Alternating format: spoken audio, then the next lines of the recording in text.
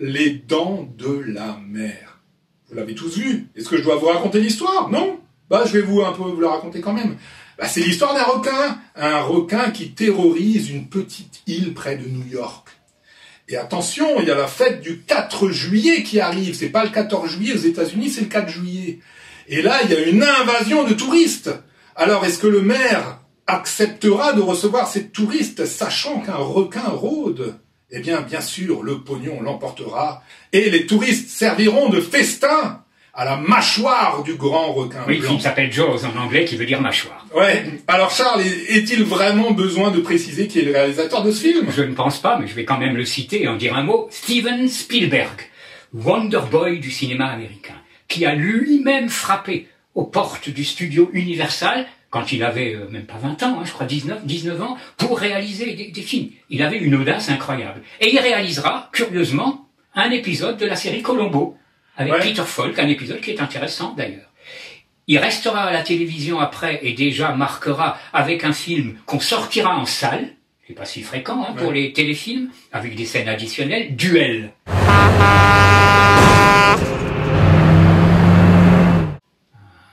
Un camion fou qui poursuit, dont on ne voit jamais le visage, qui poursuit un automobiliste. Très bien fait. Fera ensuite Sugarland Express, puis Ces Dents de la Mer, qui seront un triomphe mondial au box-office. Spielberg sera alors un cinéaste qui pourra pratiquement faire ce qu'il veut. Il abordera tous les genres, la science-fiction, Rencontre du troisième type, Minority Report. Il abordera le film de guerre. Il faut sauver le soldat Ryan, la parodie même, 1941, bon, ça un peu lourd, la réflexion sur l'esclavage avec La couleur pourpre, avec Whoopi Goldberg, et des films politiques où personnellement je suis beaucoup plus critique, je crois toi aussi, sur l'aspect politique, le regard qu'il peut porter sur le nazisme, par exemple, dans La liste de Schindler. Personnellement, Charles, je pense qu'on est d'accord tous les deux. Nous, on trouve c'est un réalisateur génial tant qu'il fait du divertissement. Voilà. Après, quand il s'attaque à des sujets sociopolitiques, on a sauf Pentagon Papers, que j'ai trouvé sur le scandale du Washington Post, et tout ça qui est très intéressant. C'est aussi l'auteur qui a renouvelé le cinéma d'aventure avec Indiana Jones. Il a fait Jurassic Park, on peut pas tout citer, et son plus grand succès, autant sinon plus que Les Dents de la Mer, c'est bien sûr l'extraterrestre, E.T. Donc, quel bonhomme. Son prochain film sera West Side Story, donc un remake du classique de la comédie musicale.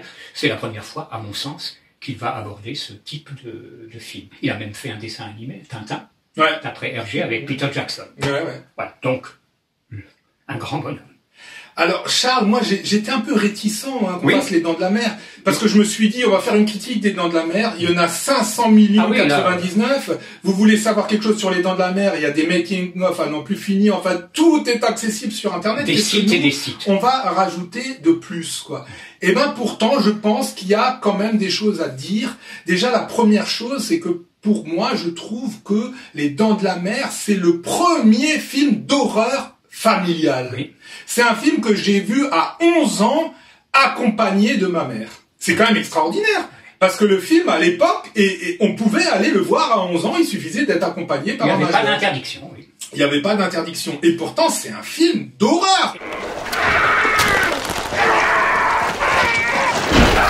C'est quand même extrêmement fin et c'est quand même très très malin de Spielberg, parce qu'ils ont dû quand même faire quelques coupes. Il faut savoir que quand ils ont présenté le film à la censure américaine, la censure a dit attends là ça passe pas, donc hop ils ont quand même coupé un peu. Mais bref, il est tellement malin, il sait tellement maîtriser l'ellipse que ça passe quoi. Et on verra plus tard que la musique aussi a une importance par rapport à ça. Absolument. Alors Charles, ce film, il a beaucoup de choses qui sont extrêmement intéressantes à dire, déjà sur le point de vue cinématographique. Alors bien sûr, des mouvements de caméra, des cadres, des machins. Pour quelqu'un qui avait quel âge? 26 ans 27 ans. Il avait 27 ans comme il l'a réalisé. Donc voilà, alors les Américains, lui en particulier, c'est le storyboard. Alors là, je vais faire un petit aparté, je vais essayer d'être le plus court possible. Mais c'est quoi la différence entre le cinéma, le téléfilm ou la vidéo? Alors il y a des gens qui disent il y en a pas. Moi je trouve qu'il y en a. Et pour moi le cinéma c'est imaginer le film dans sa tête et réaliser un film qui correspond aux images qu'on a dans la tête. Ça, c'est du cinéma. Par contre, écrire un scénario, réunir une équipe et hop, on va tourner puis on regarde ce que ça donne. Ça, pour moi, c'est des téléfilms. Alors, c'est pas pour enlever aux téléfilms. Ça marche aussi. Il y a des téléfilms qui sont très très bons, mais c'est pas du cinéma. Et là, Spielberg, il incarne le cinéma. Parce que quand on analyse ces films, il y a tellement de choses à dire qui sont extrêmement... C'est l'intelligence au service de l'image. Oui. Pratiquement dans les 3/4 du film, on a plusieurs centres d'intérêt en même temps qui font que nos sens sont constamment en alerte et on vit des moments de joie intense parce que il y a ces centres d'intérêt. Alors dans une même séquence, on a au premier plan une action, l'acteur principal qui dit quelque chose, donc ça déjà c'est intéressant. Et on voit en second plan une autre action, c'est aussi intéressant. Et puis il y a un dialogue, et puis il y a une musique, et puis voilà. Donc c'est un cinéma qui est très riche. And there's the stuff you know, the zinc oxide and blistex is in a kit.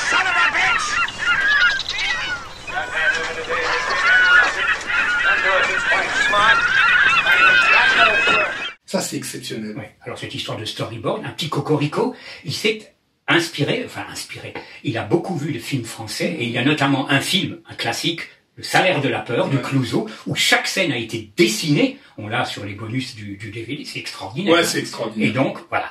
Et ça, c'est remarquable, et ça donne évidemment un film d'une maturité incroyable pour cet âge-là. Ah, complètement, il est maîtrisé, ce film. Totalement maîtrisé. C'est incroyable. Et puis quand on sait les conditions de tournage qui étaient absolument terribles, puisque le film se passe vraiment a été tourné vraiment sur une île, en pleine mer, il n'a pas été tourné en studio, et que le film devait durer 3 mois, donc pendant 3 mois, une équipe technique qui voit pas sa famille, qui se retrouve constamment 24/24 ensemble, c'est un peu pénible.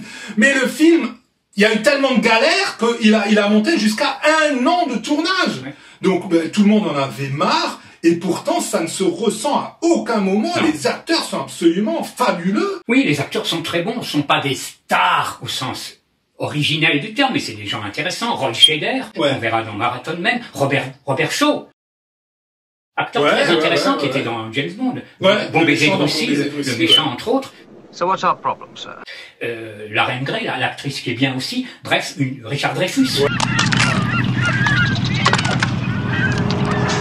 C'est le plus connu, peut-être. Acteur intéressant aussi. La distribution. Spielberg, il faut le dire, est un excellent directeur d'acteurs. Et il a ce côté, ce qu'on a déjà dit pour d'autres, il y a une osmose entre l'acteur et le metteur en scène. Il n'y a pas de conflit. Ben, ça sent l'intelligence à tous les stades. Tom Hanks disait, ce type est un génie. Mais c'est un génie, ce gars, c'est un génie. Il a des techniques, un savoir-faire dans la direction d'acteurs, dans les effets spéciaux, dans les machins. D'ailleurs, il faut savoir que au départ, le requin, on devait le voir, je sais pas, les 3/4 du temps, mais il marchait pas. Ils ont construit un requin mécanique qui marche pas, quoi.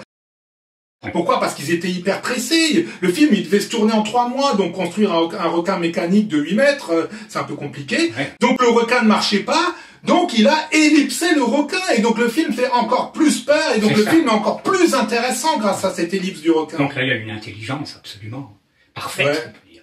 Alors on va dire un mot de la musique, effectivement. Le compositeur, c'est peut-être le plus grand compositeur de ce qu'on va dire l'époque plus contemporaine de la musique de film hollywoodienne. C'est John Williams, qui est à la retraite maintenant, qui tournera pratiquement tous ses films tous les films de Spielberg seront mis en musique par John Williams. Vous le connaissez, il a fait Superman, il a fait Star Wars, il en a fait beaucoup d'autres, et qui se souvient pas du thème d'Indiana Jones.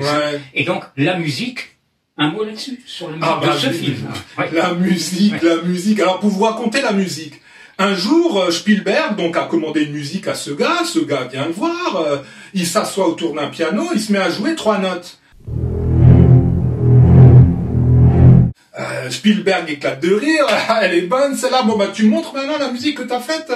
Et le gars lui dit, mais c'est ça, je te parle sérieusement, c'est ça la musique.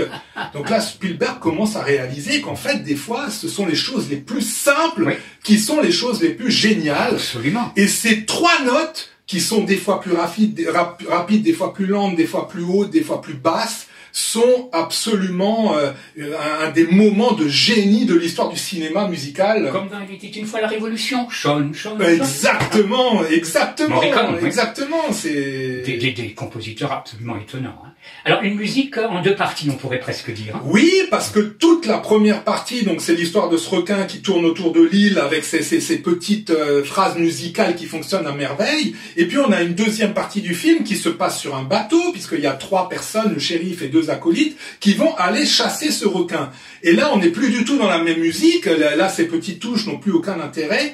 Là, on rentre dans une musique qui est une musique de film de pirates des années 50-60.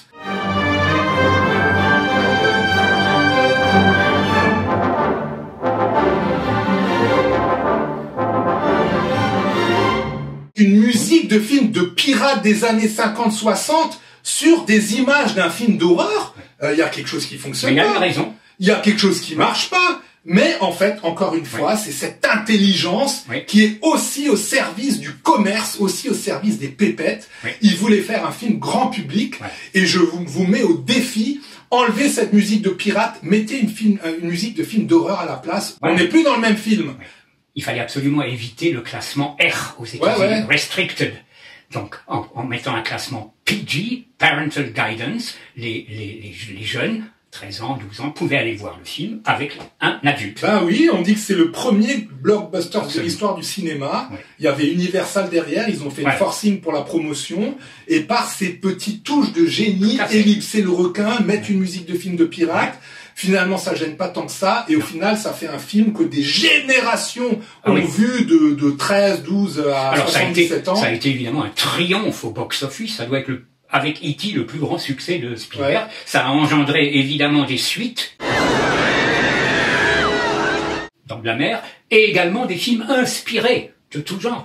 On pourrait parler du Crocodile de la mort. Bah oui, le Crocodile de la mort qu'on a fait, c'était une commande du producteur qui voulait tirer le filon des Dents de la mer. Voilà, il y a eu La mort au large en Italie, les Italiens étant les premiers à pomper, hein, également sur une histoire de requin. Et il y en a eu d'autres encore, alors vraiment de bas de gamme. Je terminerai, Charles, par une petite anecdote qui pour moi est exceptionnelle. Alors, là, quand je vois ça, donc Les Dents de la mer a été présenté aux Oscars. Les Dents de la mer a eu plusieurs Oscars. Oscar de la meilleure musique, Oscar du meilleur montage, Oscar de je sais pas quoi. Mais il n'a pas eu l'Oscar du meilleur réalisateur. Ni l'Oscar de la mise en scène. C'est pas la même chose. D'accord. Oui, enfin bon, il n'a pas eu ces deux Oscars-là qui sont quand même, c'est Spielberg, quoi. Donc, et vous pouvez regarder sur Internet. On a une réaction de Spielberg qui est en train de regarder la télé. Nashville? Il est en train de regarder les Oscars. Il ne reçoit pas l'Oscar. Et là, il y a un gars derrière lui qui a un t-shirt Jaws qui se lève. Et Spielberg, il avait 27 ans, hein. Il prend sur l'épaule et il regarde la caméra comme ça et il dit, vous croyez que c'est qui a réalisé Les Dents de la mer? Ma grand-mère? C'est Spielberg! This man made Jaws. Are you kidding? Who's kidding who around here? Et ce gars-là, c'est Joe Spinell. Allez voir notre critique sur Maniac, vous allez comprendre qui c'est Joe Spinell. Je terminerai en signalant, on le sait sans doute, que Steven Spielberg a été président du Festival de Cannes. Hein.